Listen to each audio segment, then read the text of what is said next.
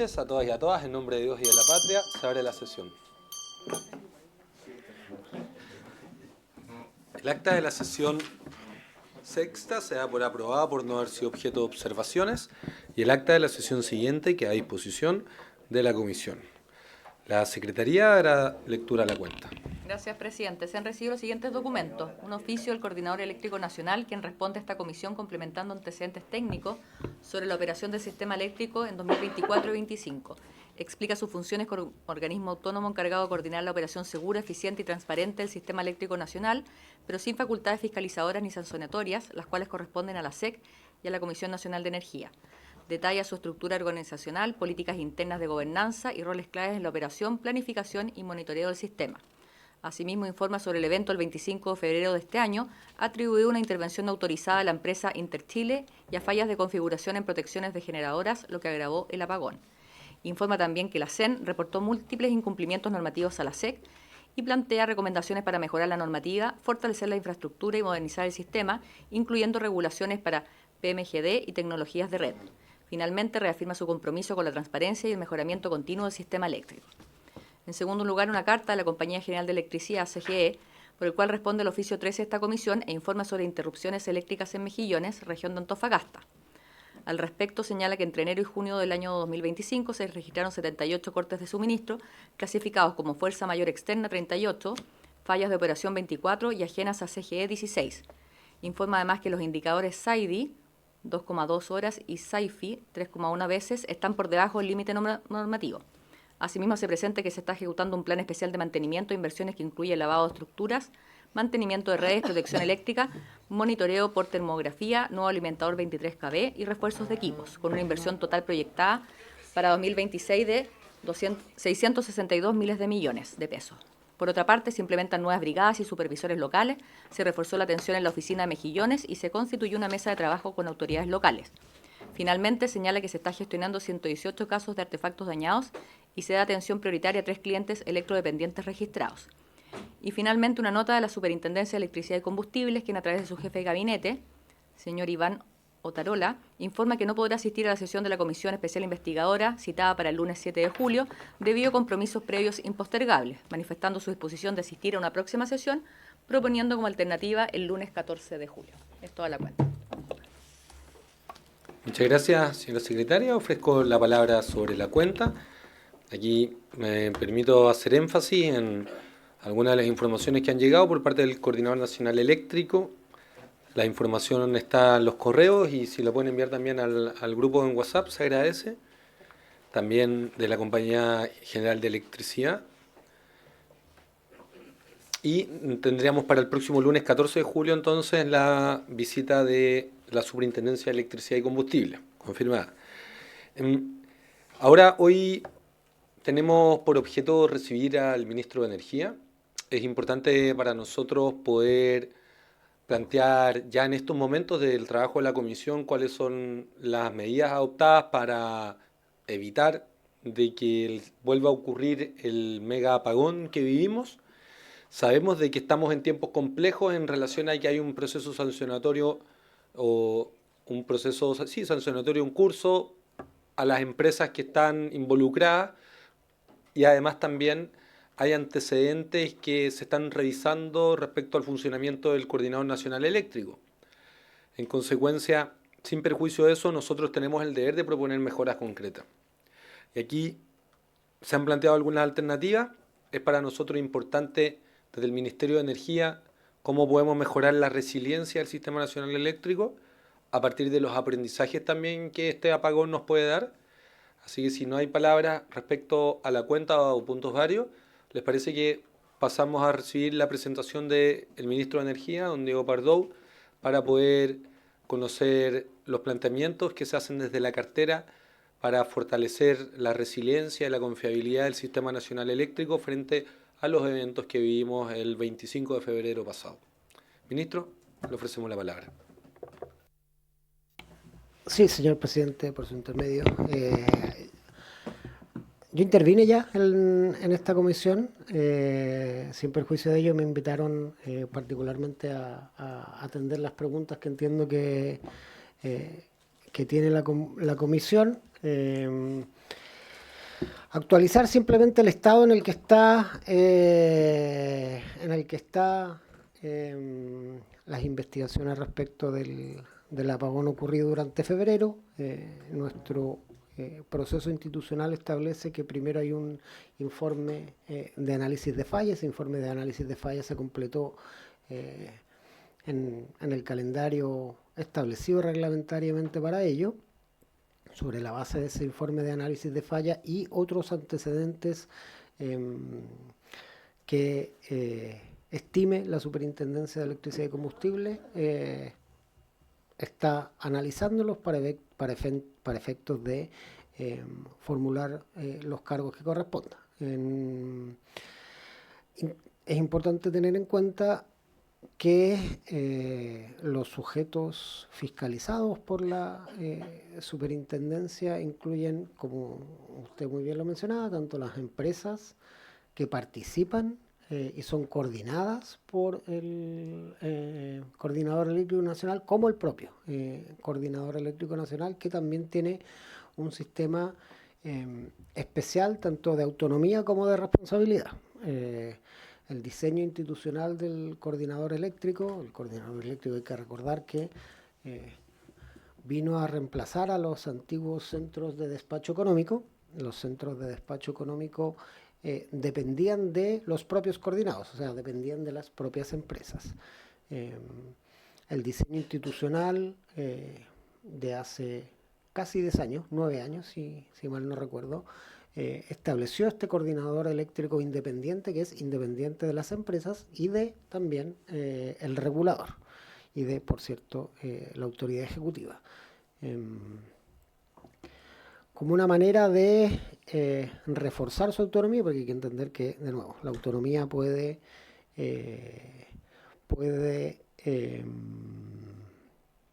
analizarse en tres aspectos distintos. La autonomía institucional tiene tres dimensiones distintas. Una de ellas es la autonomía legal, o que le permite tener su propia personalidad jurídica, contratar, ejercer los procesos disciplinarios respecto a su propio personal, tener su propia planta funcionaria, su propio personal y dirigirla. Desde esa perspectiva, el Coordinador Eléctrico Nacional es una persona jurídica, contrata, no lo eran así los centros de despacho económico de carga, y tiene, por lo tanto, su propia planta funcionaria, sus propios equipos técnicos. Por otro lado está la responsabilidad o la autonomía decisional.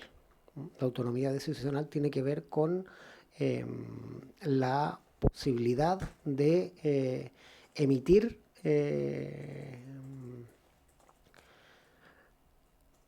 resoluciones que no estén sujetas a el control o supervisión de algún otro órgano. En esta dimensión, el Coordinador Eléctrico Nacional también tiene la mayor autonomía posible dentro de un ordenamiento jurídico, porque su personalidad jurídica no es una personalidad jurídica de derecho público, ni tampoco comparte la personalidad jurídica del Ministerio ni de ninguno de sus órganos descentralizados, sino que es distinta. Y en ese sentido, los acuerdos que adopta el Consejo Directivo y por lo tanto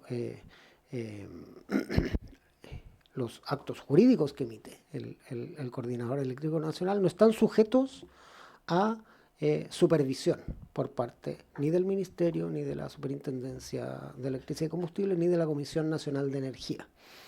En ese sentido, representa, desde la perspectiva de la autonomía decisional, un grado mayor de autonomía que, por ejemplo, el que tienen los organismos descentralizados, la Comisión Nacional de Energía o la Superintendencia de Electricidad y Combustibles. Estos instrumentos normativos se reflejan, por ejemplo, en algunos de los que han sido discutidos en esta comisión. El plan de recuperación de servicios, el plan de defensa ante contingencias extremas, son reflejo de aquello. El plan de defensa ante contingencias extremas, que es lo que permite al sistema ser resiliente frente a, por ejemplo, una falla en una instalación en particular. O el plan de recuperación de servicio, que es cómo se el sistema eléctrico se recupera después de una falla que lo afecta en su totalidad. Ambos planes son desarrollados de manera autónoma por el Coordinador Eléctrico Nacional. No son sancionados a través de un decreto del Ministerio de Energía o de una resolución o de una circular de la Superintendencia de Electricidad y Combustible o de la Comisión Nacional de Energía, ¿sí? Son determinados de manera autónoma por el Coordinador Eléctrico Nacional desde este plano de autonomía decisional, y tienen consecuencias porque generan una remuneración.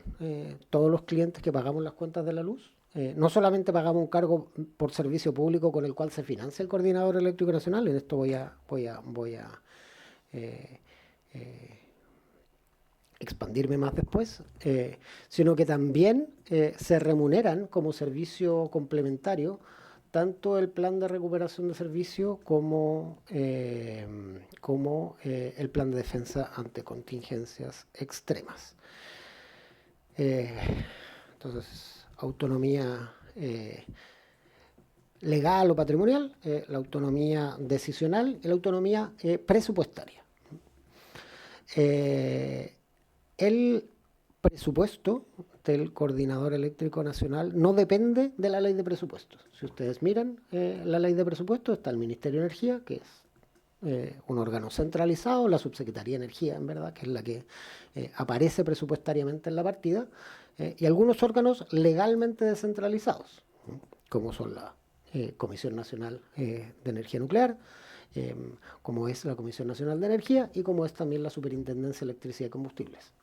Todos estos son órganos legalmente descentralizados, pero que su financiamiento es público porque viene de la ley de presupuesto. No es el caso del Coordinador Eléctrico Nacional. El Coordinador Eléctrico Nacional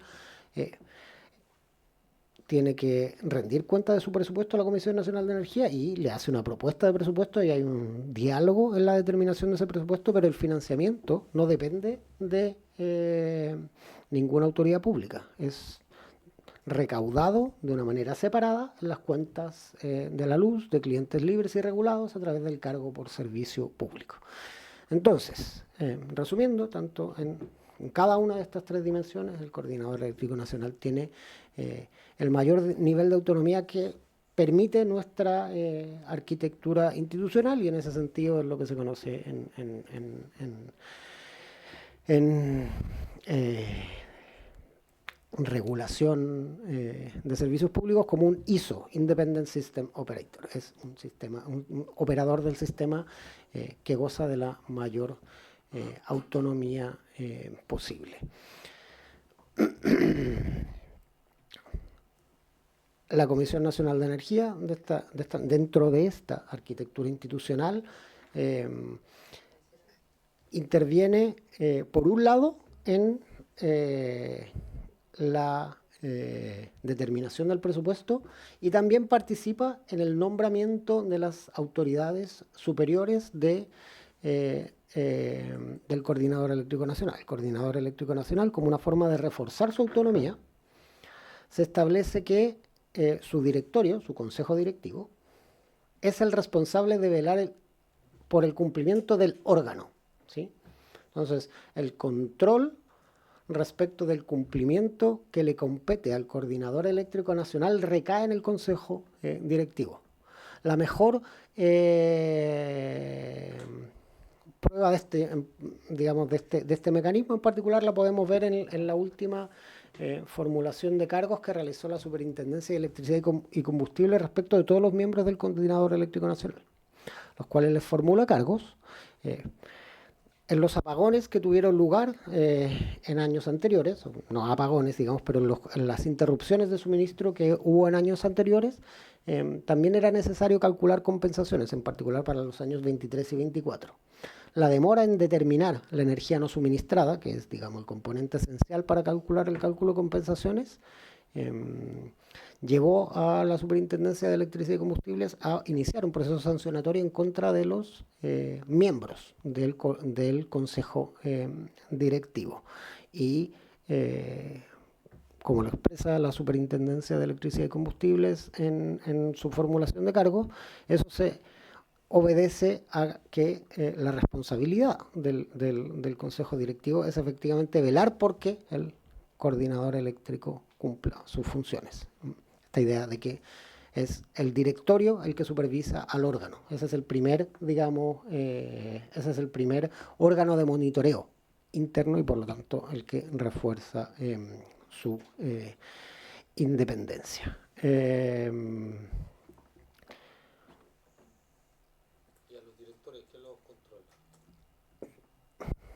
Hay dos mecanismos distintos. Sí, yo había consultado fuera de micrófono que a los directivos del Coordinador Nacional Eléctrico, ¿qué mecanismo de rendición de cuentas tienen? Hay dos distintos. El primero es que efectivamente son sujetos de... El coordinador eléctrico es sujeto de fiscalización y por lo tanto sus directivos pueden ser objeto de formalización de cargos por parte de la superintendencia, que es lo que ocurrió durante la semana pasada. Sobre la base de incumplimientos normativos que pueden ser tanto por acto propio como por acto del órgano. Aquí los que tengan una formación legal, como la diputada Riquelme, recordarán de su época universitaria, es que está la culpa por el hecho propio y la culpa por el hecho ajeno. La culpa por el hecho propio tiene que ver con los acuerdos que pueda adoptar el Consejo Directivo. El plan de recuperación de servicio, por ejemplo, o el plan de defensa de contingencia extrema se aprueban por una resolución del Consejo Directivo y por lo tanto su contenido, si infringe en alguna dimensión la normativa aplicable, implicaría una responsabilidad por acto propio. Por el hecho ajeno del órgano que tienen que supervisar, tienen culpa in vigilando. Sí, como en este caso, el órgano omite la entrega de información relevante respecto de las compensaciones a clientes por interrupciones de servicio, lo que corresponde entonces sería culpa por el hecho ajeno. Obviamente este es un caso que está recién empezando, fueron formulados los cargos y los directores, a través de un comunicado de prensa, el propio coordinador señaló que iba a hacer presente sus descargos y sus defensas. Eso es un aspecto. Por otro lado, también hay que tener en cuenta que el Coordinador Eléctrico Nacional, su directorio, su consejo directivo, se nombra de una manera bastante particular. Hay un comité de nominaciones, ¿no? A diferencia de lo que ocurre con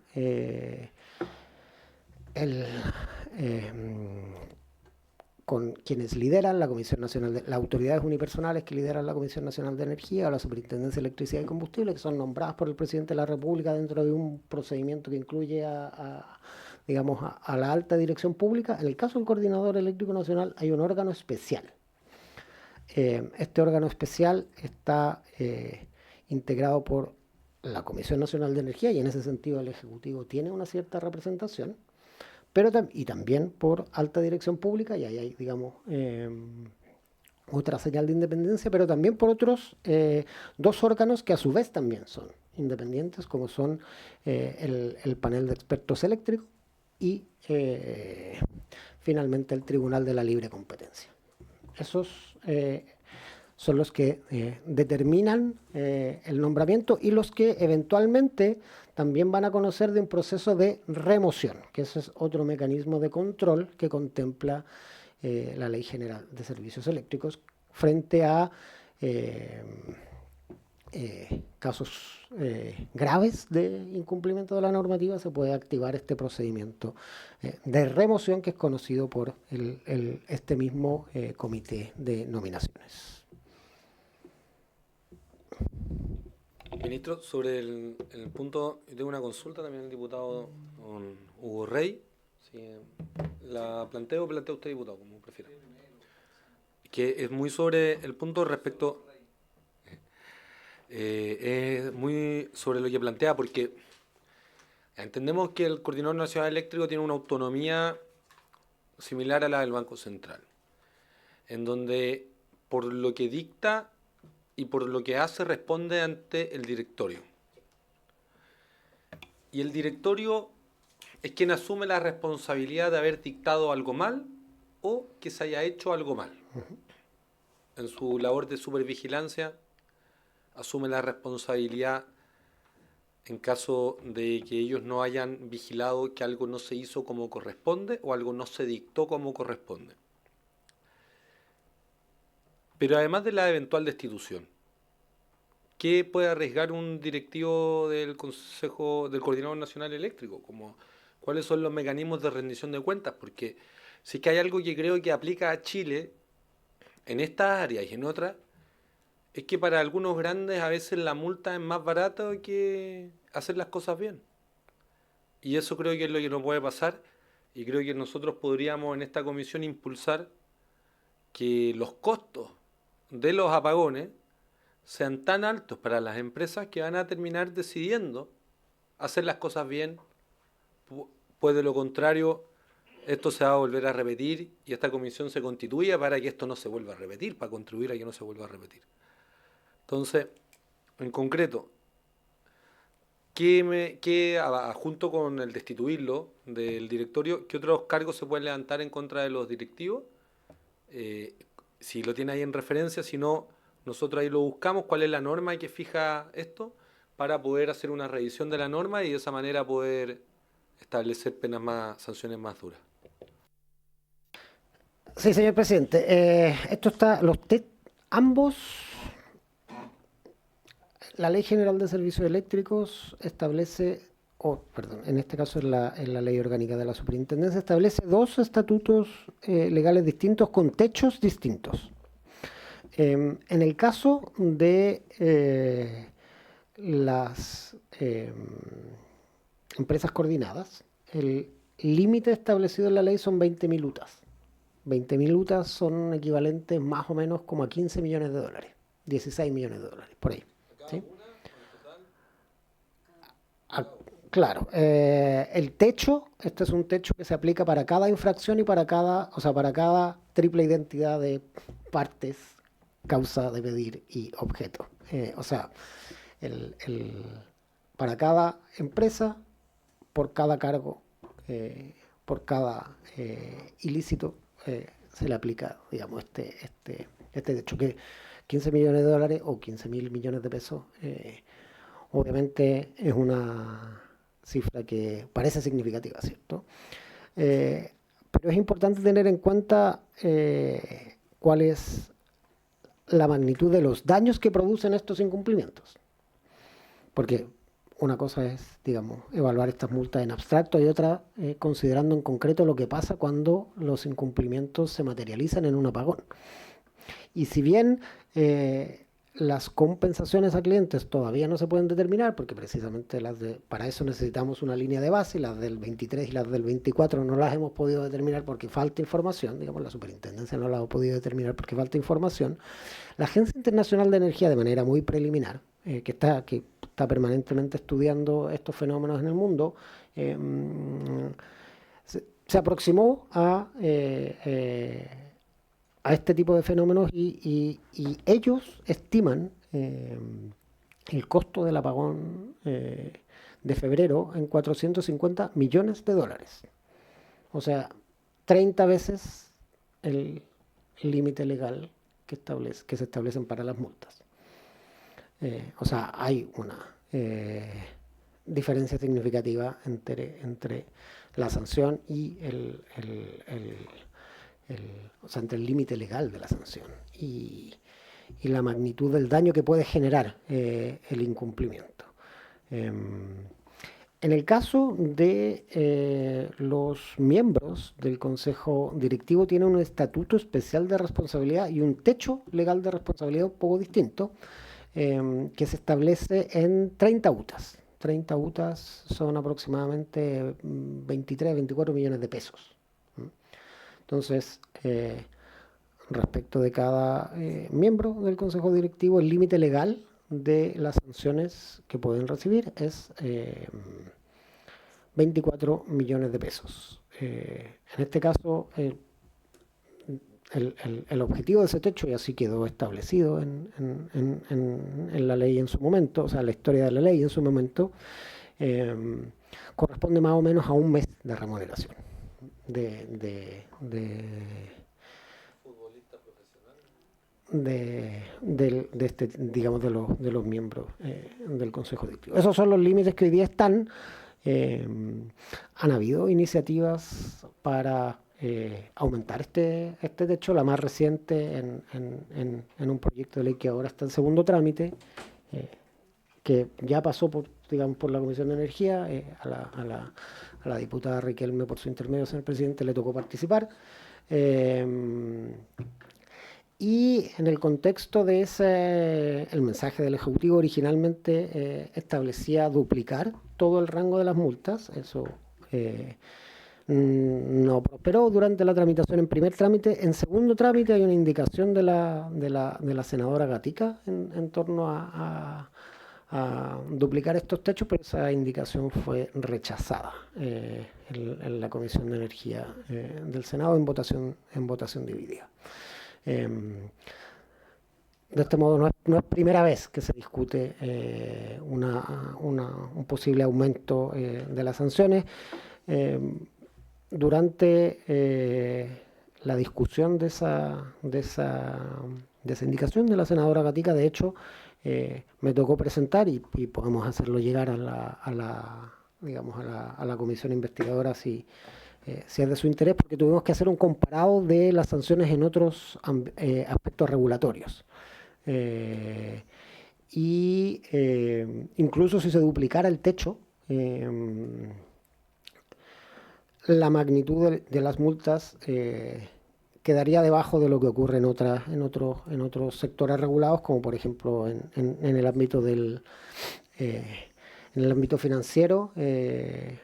La Comisión para Mercados Financieros establece sanciones que son mayores en cuanto a su determinación. Eso, señor presidente. Ministro, ¿y usted nos puede compartir ese comparado?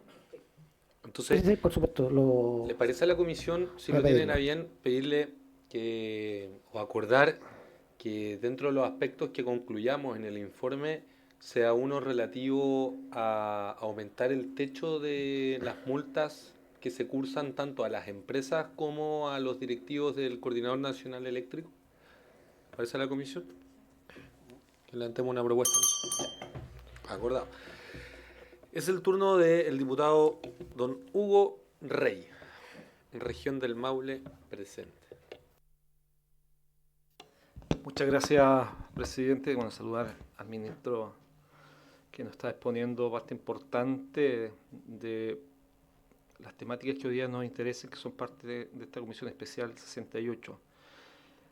Ministro, a mí me gustaría saber lo siguiente, porque todos entendemos que el apagón lo que hizo fue mostrar las debilidades que tiene el sistema eléctrico nacional, donde falta la infraestructura de respaldo, hay retrasos en proyectos de transmisión que han aumentado o aumentan el riesgo de falla a gran escala.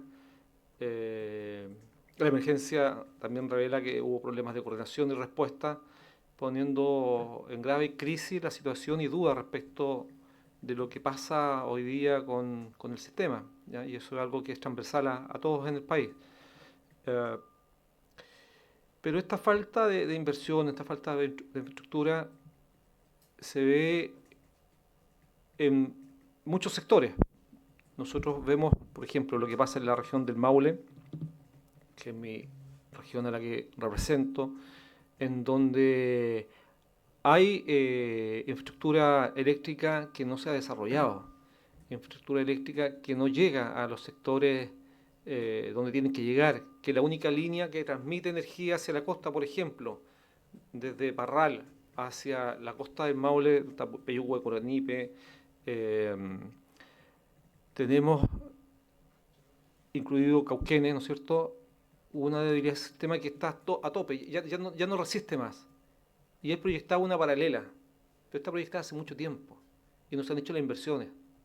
Pasa lo mismo en la provincia de Curicó, donde tenemos toda la zona aledaña a la costa curicana, principalmente Gualañé, lo que es Villa Prat, Licantén, Bichuquén, Curepto, que están también con una debilidad muy grande en el sistema, sobre todo en la potencia que llega a energía, que no es suficiente. O sea, de hecho, muchos establecimientos cocinares no pueden instalar aire acondicionado, porque la potencia no da. Aunque coloquen transformadores de más potencia, no llega la potencia suficiente, y si no es por el decreto que ustedes firmaron y usted, ministro, impulsó hace un tiempo atrás, hoy día estaríamos racionalizando la energía eléctrica justamente en toda esa zona.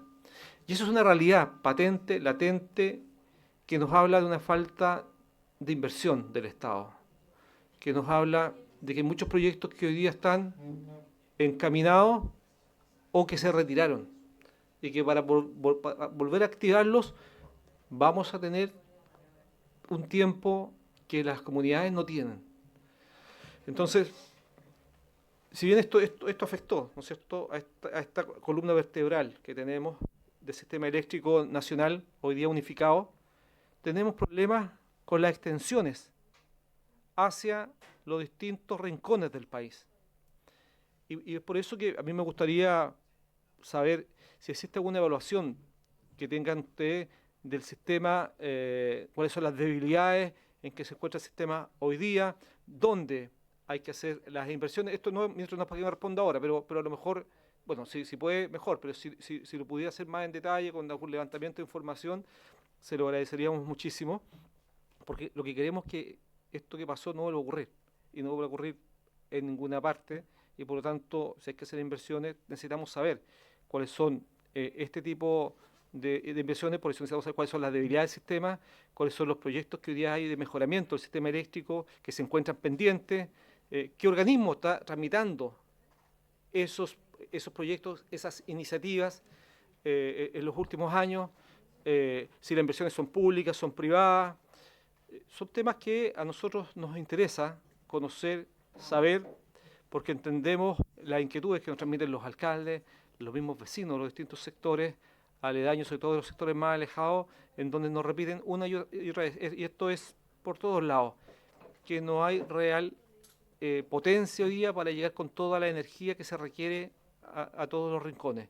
Y eso pasa exclusivamente por la debilidad del sistema, que es que las obras de desarrollo de inversión, estando listas, estando los recursos, estando ok para hacerlas, por tramitación y burocracia del Estado, estas muchas veces no se han llevado a cabo.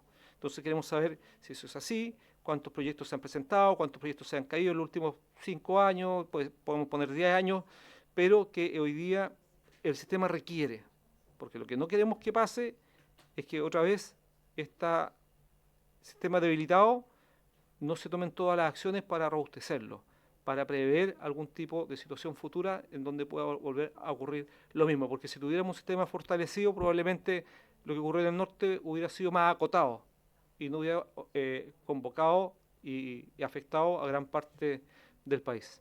Eso, presidente. Muchas gracias. Muchas gracias, diputado don Hugo Rey. Es el turno del diputado don Juan Carlos Beltrán. Muchas gracias, señor presidente. Saludo por su intermedio a mis colegas parlamentarios, al señor ministro y, por supuesto, a los funcionarios de la corporación. Señor presidente, sin lugar a dudas, el corte que ocurrió a nivel nacional produjo una serie de problemas en muchas ciudades y en muchas regiones. No obstante, esta situación ha permitido que podamos visibilizar a las más altas autoridades lo que viven las personas de regiones, lo que viven las personas de los sectores rurales particularmente. Yo siempre lo he dicho, soy de la comuna de Curacautín, represento a la región de la Araucanía, y aquí particularmente, señor presidente, quisiera reiterar en mi concepto la irresponsabilidad de parte de Codiner. Una empresa que el año pasado ya tuvo una serie de problemas en la región de la Araucanía y este año continuaban las mismas condiciones, especialmente en el sector escudo, las minas de Lautaro, cuyo presidente es don Adrián Díaz, en el sector Los Placeres, Las Piedras de Tolhuaca, Victoria, cuya directiva es don Iván Sáez y Marcela Baice. Lo he señalado en otras oportunidades, pero ahora que está el señor ministro, lo planteo abiertamente, porque yo creo, señor presidente, que indistintamente, que se tomen todas las medidas al caso para que no vuelva a ocurrir un corte como lo pasado en nuestro país y que afectó a todo el territorio. También es necesario que se adopten las medidas urgentes y severas contra las empresas que deben prestar un buen servicio.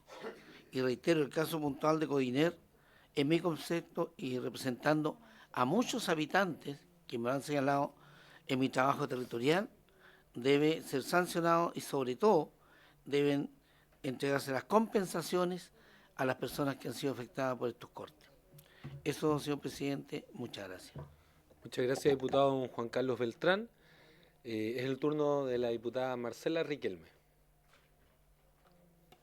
Muchas gracias, presidente. Yo creo que todos hemos apuntado en este mismo sentido al tema de las responsabilidades, ¿no? Y es muy interesante poder enlazar, y en esto tenemos que ser muy claros, digamos, de enlazar las responsabilidades individuales y del organismo, que afortunadamente aquí están señaladas por ley. Y es tal vez algo que debiéramos estudiar respecto de otras instituciones público-privadas. Hablo de público-privadas porque a la gente le cuesta entender que no se trata de un organismo público, puesto que está creado por ley, el coordinador eléctrico, estoy hablando, 20.639, está creado por ley, y se paga con nuestro aporte, Todos los que estamos aquí pagamos el coordinador eléctrico. Entonces cuesta entender para un ciudadano que no le rindan cuenta. Cuesta entender para un ciudadano no tener injerencia dentro de estas decisiones, porque lo estamos pagando. Entonces, cuesta entender ese vínculo, porque esta creación del coordinador eléctrico dentro de la figura legal. Ahora, no dejo de rescatar el tema de que hay una responsabilidad individual de los directores. Me parece que es algo que podríamos explorar en otro tipo de organismos también. Y en esto me gustaría que para efectos de lo que la Comisión va a planear, ¿verdad?, poder pedir un informe a la Biblioteca del Congreso Nacional sobre la responsabilidad individual de directores en distintos organismos públicos o privados en decisiones que sean corporativas, porque aquí se trata este tipo de responsabilidad que es más complejo, son decisiones más corporativas. Por lo tanto, podría ser interesante este análisis. Ahora, pareciera ser que uno de los grandes problemas, presidente, porque no vamos a hablar de la investigación que está en curso, todavía no vamos a hablar de quién es responsable de qué, pero sí el tema de la información. Yo como ciudadano tengo derecho a acceder a la información. Y aquí la información no estuvo a tiempo, de forma independiente del organismo responsable, no estuvo a tiempo. Entonces mi pregunta es, desde este punto de vista, pensando en que va a ocurrir un suceso, no podemos decir que no, es muy posible que ocurra un suceso similar, el Ejecutivo ha pensado, planificado mejorar estrategias de información o de comunicación a los usuarios a partir de esto, porque estamos hablando de multas, estamos hablando de muchas sanciones, que nos quedamos cortos, pero el tema de la información, es ese punto, porque hoy día no existen muchos canales para poder acceder a la información, más que la gente tenga internet, pero ¿qué se ha pensado, planificado respecto de aquello y cómo se puede mejorar si el Ejecutivo tiene alguna propuesta concreta al respecto? Gracias, presidente. Muchas gracias, diputada Marcela Riquelme. Aprovecho de comentar de que envié el documento que nos mandaron del Ministerio de Energía en relación a las multas que se cursan equivalentes a instituciones similares. Acá está, por ejemplo, muy evidente, muy clarificador, como en la Superintendencia de Medio Ambiente, una infracción gravísima, tiene una multa de hasta 10.000 UTA.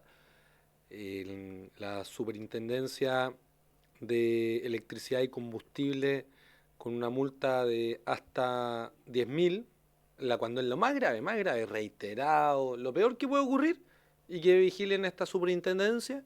Sin embargo, la Comisión de Mercado Financiero se puede llegar a 500.000 UF, que en UTA son 25.000 UTA, aprox.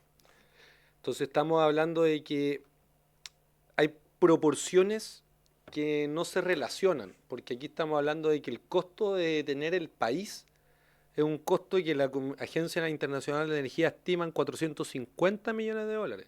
Entonces no puede ser más barato para las empresas pagar las multas, incluso cuando es reiterado, que hacer los planes de inversión. Diputada Riquelme. Presidente, sobre el punto, imagínese que estando a cargo de un servicio público, las empresas de electricidad fuesen responsables de esto sus directores individualmente, que tuviesen que pagar multas así como los directores del coordinador eléctrico.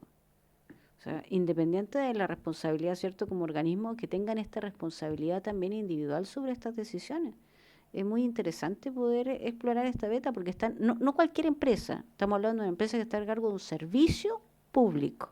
Eso lo hace distinto, asignado por ley, o sea, tiene un monopolio además de esta situación. Por eso podría ser interesante, presidente, analizar eso. Lo recalco respecto de lo que usted está señalando. Gracias, diputada, muy de acuerdo. Y aquí habría que buscar también cómo ajustar las sanciones, no solo a las empresas, sino también a los integrantes del directorio del Coordinador Nacional Eléctrico, porque como señalaba el señor ministro, hoy la máxima sanción que pueden estar, que no sea la destitución, es una remuneración mensual, lo equivalente a una remuneración mensual. Eso también podríamos nosotros analizar la modificación mediante el informe de esta comisión especial investigadora. Señor ministro, le ofrecemos la palabra para que pueda referirse a los planteamientos que se han realizado. Sí, respecto a los techos legales quisiera complementar mi respuesta anterior con la información que le envié. 20.000 UTA es el límite para las compensaciones, 10.000 para las sanciones y las compensaciones a clientes tienen un máximo de 20.000 UTAs en el caso de la transmisión, que es equivalente a 15 millones de dólares. Las sanciones de 10.000 UTA, que son equivalentes como a 7 millones y medio de dólares, 8 millones de dólares. Y en el caso de los miembros del Consejo Directivo del Coordinador Eléctrico Nacional, la multa alcanza un máximo de 24 millones de dólares, 24 millones de pesos, y la responsabilidad civil no tiene un límite establecido. De eso, y respecto al apagón propio, los procesos que hoy están en curso analizan las responsabilidades de al menos dos empresas. Sí, y de todos los órganos sujetos a coordinación, de todas las empresas de transmisión y de generación, por cierto, y también del Coordinador Eléctrico Nacional. Perfecto. Es que hay algo que a mí no me entra en la cabeza en relación al diseño del sistema, y es que los mismos años que ocurren esto son los años en donde las empresas generadoras más utilidades tienen y reparten también. Entonces a mí me parece que nosotros podríamos proponer, y lo dejo para que lo evaluemos como comisión si estamos de acuerdo o no, en que incluso años en donde hayan apagones de este tipo con responsabilidades por parte de las empresas, no se permita el retiro de utilidades, sino solo planes de inversión para aumentar la confiabilidad y la resiliencia del Sistema Nacional Eléctrico. Creo que si uno como país no pone límites claros, y acá no estamos ni metiendo mano en la propiedad de las empresas, ni estamos metiendo mano en el funcionamiento de las empresas, solo estamos exigiendo que en ningún caso sea más conveniente para la empresa que haya una falla antes de prevenirla, que creo que es la tónica que hoy día se está notando, porque hoy necesitamos que estas empresas estén invirtiendo para aumentar la infraestructura eléctrica y de esa manera también la confiabilidad. Diputado Hugo Rey. Aprovechando, presidente, lo que usted menciona, yo creo que sería muy bueno, ministro, si ustedes nos pudieran hacer llegar como ministerio cuáles son las inversiones que han hecho estas empresas en los últimos 5 años, por ejemplo, ¿no? o 7 años, no sé, porque ahí nos vamos a dar cuenta realmente cuáles son las empresas que han estado invirtiendo en mejorar el sistema, en entregarle un buen servicio a las comunidades y cuáles no. De hecho, nosotros pedimos hace un tiempo atrás información sobre los que eran los operadores de SGE antiguamente, que eran los españoles, en donde aparentemente no hubo toda la inversión que se requería, nunca llegó esa información. Pero sería bueno, ministro, si es que se pudiera, y lo tiene bien, el poder entregarnos esos datos, esos antecedentes que nos van a servir muchísimo respecto de las empresas que realmente están haciendo un trabajo pensando en los vecinos y vecinas que representamos. El ministro, y ministro, un último pelo a la sopa le quiero poner porque es algo que habíamos hablado y no lo habíamos mencionado ahora, en relación al robo de cables que ocurrió ese día en particular. Si usted nos puede, si lo tiene disponible, ¿cuáles son los hechos conocidos respecto al robo de cables que ocurrieron el 25 de febrero, el mismo día del apagón? Para poder también nosotros considerarlo dentro de los hechos que constatamos y que queden dentro del trabajo de esta comisión. Sí, señor presidente. Para referirme a las consultas del diputado Rey, yo creo que es importante analíticamente distinguir dos cosas. Uno tiene que ver con la calidad del servicio que se recibe en distintas zonas del país, en particular en el distrito que usted representa. La zona de Licantén, sin ir más lejos, es una zona donde tuvimos que decretar emergencia durante el verano. La consecuencia de eso es que la demanda local debió ser satisfecha a través de máquinas generadoras a diésel. Con todos los problemas que eso genera, la generación a diésel a esa escala es muy costosa y obviamente genera tanto emisiones de gases contaminantes como también emisiones de ruido, digamos. La razón de por qué hubo que recurrir a ese decreto de emergencia tiene que ver, uno, por un tema de retardo en obras de transmisión, pero también tiene que ver con que durante las inundaciones hubo un activo de generación, en particular la planta de Licantén, la planta de generación de Licantén, que fue dañada y no ha sido recuperada ni va a ser recuperada, ¿no? El titular de ese activo señaló que de manera consistente con el cierre, esto era una, digamos, unidad de generación que estaba adyacente y era parte del complejo papelero de Licantén, y como parte de su estrategia de desinversión tampoco iba a reponer ese activo de generación.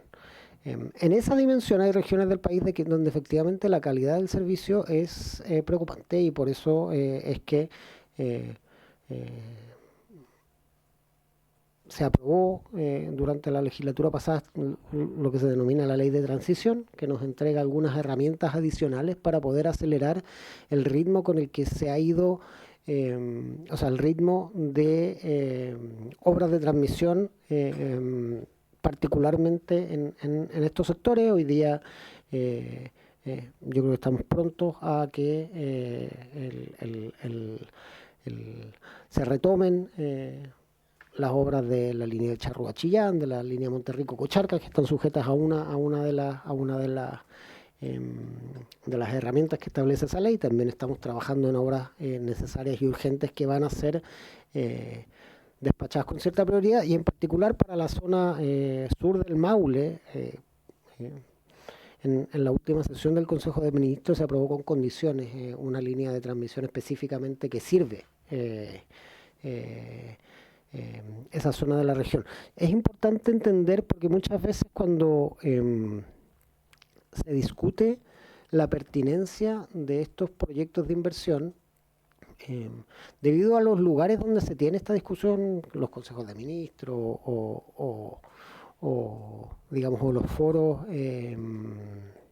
o los foros empresariales, pareciera que los temas de transmisión únicamente tienen que ver con la incorporación de energía renovable. Y eso tiene que ver, pero no es lo único.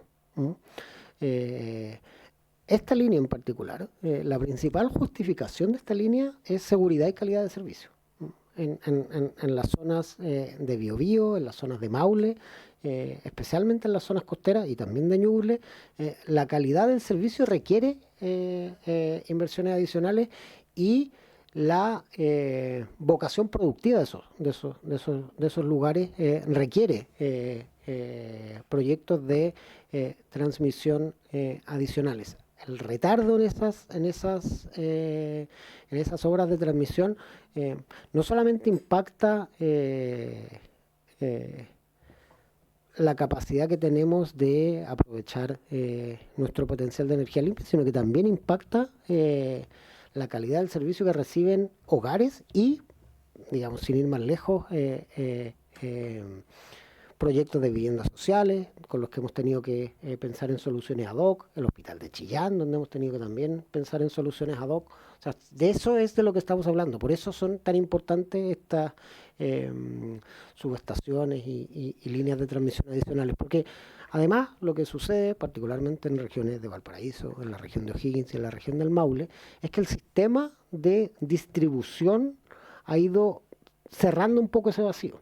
¿Sí? O sea, hay lugares, hay localidades donde se llega únicamente mediante redes de distribución de baja tensión.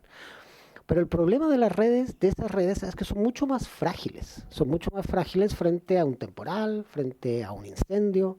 Las líneas de alta tensión, si bien es entendible la preocupación que generan en la ciudadanía, digamos, porque son infraestructuras más grandes, digamos, y bueno, y no son bonitas, digamos, y tienen un efecto sobre el paisaje, son mucho más resilientes frente a las consecuencias climáticas. Y en ese sentido lo que le entregan en términos de calidad del servicio a una localidad es mucho mayor. Dicho eso, respecto del apagón de febrero, lo que indica, al menos el informe de análisis de falla del coordinador, y lo que tiende a ser un poco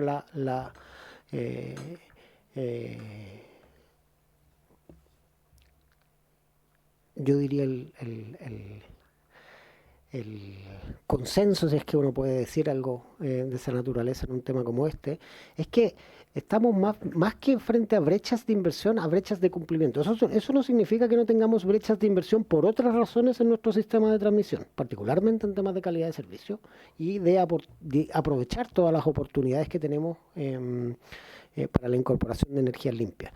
Pero no es claro que mayor inversión hubiera hecho que el sistema se desempeñara mejor en febrero. Todo indica que más bien estamos frente a brechas de cumplimiento. Planes de defensa de contingencias que no se cumplieron o que no estaban diseñados de la manera que deberían haberse diseñado, planes de recuperación de servicios que no funcionaron conforme a las expectativas que teníamos que funcionaban. Pero no es claro que inversiones, que algún activo físico específico hubiera evitado la falla que se produjo en la línea específica, ni tampoco que hubieran disminuido su propagación en el tiempo o hecho más rápida la recuperación. De hecho, lo que surge del informe de análisis de fallas del coordinador es que con los activos existentes, esta falla no debería haberse propagado todo lo que se propagó y la recuperación debería haber sido más rápida de lo que fue. Entonces, eso apunta más bien a brechas de cumplimiento que de inversión. De nuevo, eso no significa que por otras razones necesitemos acelerar la inversión en transmisión. Es muy necesaria. Pero ninguno de los antecedentes que hoy día están sobre la mesa indica que haya informaciones adicionales que hicieran, o sea, inversiones adicionales que hicieran más resistente el sistema frente a una contingencia como la que observó en febrero. Ministro, pero igual respecto a lo que usted plantea, yo entiendo que algunos de los hechos que acá plantearon es que el sistema tolera una caída del 20% del consumo total y en esa hora, a las 3 y tanto de la tarde, en ese punto se estaba generando más del 20%, en consecuencia, con esa caída se cayó el sistema total.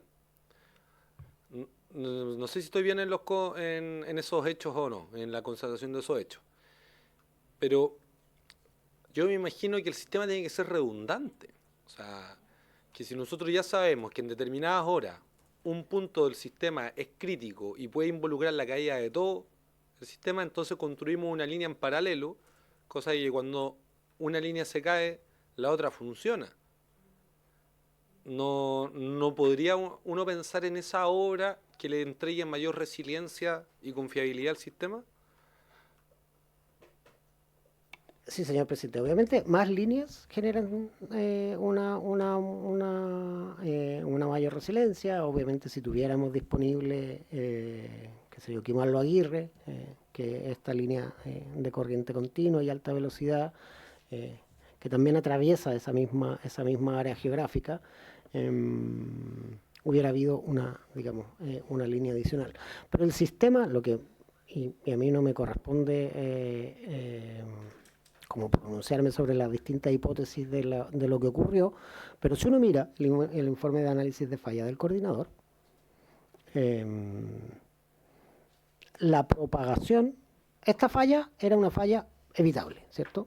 ¿Sí? La falla que ocurre es una falla evitable que, digamos, está relacionada con una instalación específica que fue operada de una manera incorrecta, ¿cierto? Esa es una falla, eso no es un problema de inversión, eso es un problema de Operación. cumplimiento o de operación. Después su propagación a lo largo del territorio nacional. Obviamente, si hay más líneas, todo sistema se vuelve más resiliente, pero eventualmente las distintas líneas también tienen vasos comunicantes que si no actúan aislando uno del otro, esa redundancia tampoco le aporta mayor resiliencia al sistema.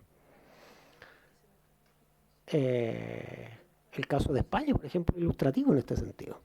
España, a diferencia de Chile, tiene una geografía distinta, una geografía mucho más radial, se parece como un círculo geográficamente. Y por lo tanto tiene el sistema eléctrico chileno tiene como la forma de una espina de pescado, ¿cierto? Una columna vertebral. Claro, una columna vertebral y espinas, digamos, después de esa columna vertebral. Pero el sistema español no es así. El sistema español es mucho más parecido, digamos, a la rueda de una bicicleta. Y, digamos, el punto es que ese tipo de sistemas también pueden tener apagones totales.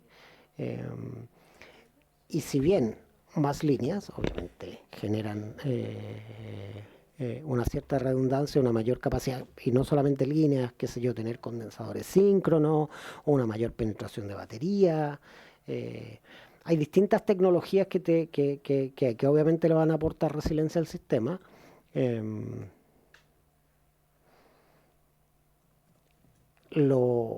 evento de febrero, a partir de los documentos que hoy día tenemos sobre la mesa. Obviamente, todas las hipótesis se pueden evaluar, pero al menos el informe de análisis de falla, que es lo que hoy día tenemos como principal elemento, no apunta a brechas de inversión, apunta a brechas de cumplimiento respecto de cómo se operaron el conjunto de activos de generación y líneas de transmisión y sistemas de operación existentes. Bueno, eso a mí por lo menos me deja más preocupado porque no se trata de infraestructura, de obras, de proyectos, se trata de organizaciones que tienen que acostumbrar a cumplir las normas y otras de vigilar que tienen que acostumbrarse a vigilar y conducir el sistema. Entonces, pero clarísimo sus puntos, ministro. Tiene la palabra diputado Rey. Luego de eso. Sí, gracias, presidente. No, es que me llamó la atención, claro, lo que señaló el ministro, que esto, más que una falta de inversión para evitar las fallas, hay un tema de coordinación y de hacer bien las cosas, es decir, en la práctica casi fallo humana, y eso es, no sé si igual lo más preocupante, porque en definitiva estamos entonces a un paso de que cualquier falla humana puede cortar todo el sistema eléctrico en el país, y eso también es gravísimo. Y esa dependencia de esta columna vertebral que existe también es gravísima. O sea, obviamente gran parte de nuestra energía renovable viene desde el norte, se inyecta al sistema, y es por eso que tenemos los números que tenemos en cuanto al uso de energías limpias a nivel mundial, que estamos siendo líderes y vamos aumentando como país, diría yo, mes a mes, año a año, en cifras importantes. Sin embargo, ministro, lo que sucede, usted lo mencionó, el Licantén, lo que sucedió con este proyecto que usted acaba de hablar en Biobío, que va a beneficiar la parte sur del Maule, Parral, Cauquenes y la costa, son proyectos necesarios porque en definitiva esto es una medida estratégica del país. Nosotros no podemos depender exclusivamente de una columna vertebral que en cualquier parte que se corte quedamos sin energía en Chile. O sea, debemos tener la capacidad de tener subsistemas en distintas zonas que nos permitan mantener un mínimo de funcionamiento del Estado en sí, o sea, del país. De hecho, muchas compañías de telefonía no funcionaron, la gente incomunicada con los cortes, una serie de situaciones que afectaron directamente a muchas familias. Entonces, cuando uno ve que se señala que no hay una falta de inversión, y uno ve, por ejemplo, cómo inversiones de paneles solares, estas granjas solares, ¿no es cierto?, hay movimientos que se oponen, cuando hay estudios que dicen que eso es lo mejor, porque finalmente lo que termina pasando es que el suelo termina enriqueciéndose más, producto justamente del no uso productivo, que a veces se hace con un puro tipo de especie que genera que tengamos suelos cada vez menos ricos desde el punto de vista de lo que necesitan, ¿no es cierto?, las plantaciones, y por lo tanto yo me pregunto si no habrá un espacio ahí para hacer algo complementario entre lo que se llama la agrofotovoltaico y lo que tenemos hoy día en el país, que en la práctica es que se instala cualquier tipo de construcción en cualquier parte sin medir o no la categoría del suelo. Y por ahí yo creo que podemos avanzar para generar más energía localmente que se pueda inyectar en el sistema, pero por sobre todo energía que podamos en algún momento poder mantener, poder tener, poder almacenar. Porque gran parte de la energía solar, el gran problema que tenemos es que no siempre se almacena de la forma que se quisiera, no está la capacidad. Entonces, si nosotros tuviéramos esa capacidad en el Maule con otras partes, no tendríamos estos inconvenientes que tuvimos ahora. Muy probablemente. Entonces, sí, está bien. Tenemos un sistema de columna vertebral, ¿no es cierto?, con estas espinas que conectan los distintos puntos, pero no tienen la envergadura, la suficiente potencia para llegar a donde tienen que llegar. Y es por eso que se tienen que hacer proyectos que generen líneas de transmisión paralelas a las que hoy día existen, o se fortalezcan desde el lugar la incorporación de nuevas energías al sistema eléctrico. O sea, no tenemos otra posibilidad hoy, porque lamentablemente, o no sé cuánto nos vamos a demorar, los proyectos de inversión se demoran mucho. La burocracia del Estado es demasiada, y por lo tanto pasan años y años para que uno inicie un proyecto, por ejemplo, el que se va a desarrollar ahora, que tenía que haberse empezado a desarrollar hace 2 años atrás, recién está empezando. Entonces, algo pasó ahí, hay un retraso. ¿Cuál es la justificación de ese retraso? Y por eso pedí la información al comienzo para poder entender y saber cuántas otras situaciones similares están ocurriendo, cuántas inversiones no se han desarrollado, y pregunté si los recursos eran públicos y privados, porque entiendo que en su gran mayoría son privados y que los recursos están. Entonces estamos desaprovechando una oportunidad. Y ese es el llamado que uno hace. Uno entiende que hay grupos ambientalistas que a veces, claro, rechazan esto, pero mientras no tengamos energía que se pueda transmitir inalámbricamente, hay un mecanismo que todos conocemos, ¿no es cierto?, que se transmite por cable, por torre. O sea, no hay otra posibilidad. Y eso yo creo que hay que sensibilizar a las comunidades justamente si no queremos ver los problemas que estamos empezando a sufrir y que gracias al decreto de emergencia que usted firmó este año en el verano, logramos salir del paso en nuestra costa curicana. Pero si no, otro habría sido la suerte. Entonces, ahí hay cosas que me preocupan, presidente, y que yo creo que sería bueno poder desmenuzar, porque si bien cierto estamos hablando sobre algo que ocurrió en un determinado lugar, esto afectó a todo el país. Y lo que tenemos que tratar de evitar es que este tipo de situaciones el día de mañana se produzcan por otras cuestiones que puedan ser de índole similar o parecida. Eso, gracias. Muchas gracias, diputado don Hugo Rey. También da gusto saber ahí que en la región del Maule Sí. han existido ahí buenas gestiones, porque uno entiende la normativa, las restricciones, pero también es importante que esto sea tratado con la gravedad que refleja el detener el funcionamiento del país, el poner en riesgo nuestra seguridad nacional. Por eso es que nos convocamos.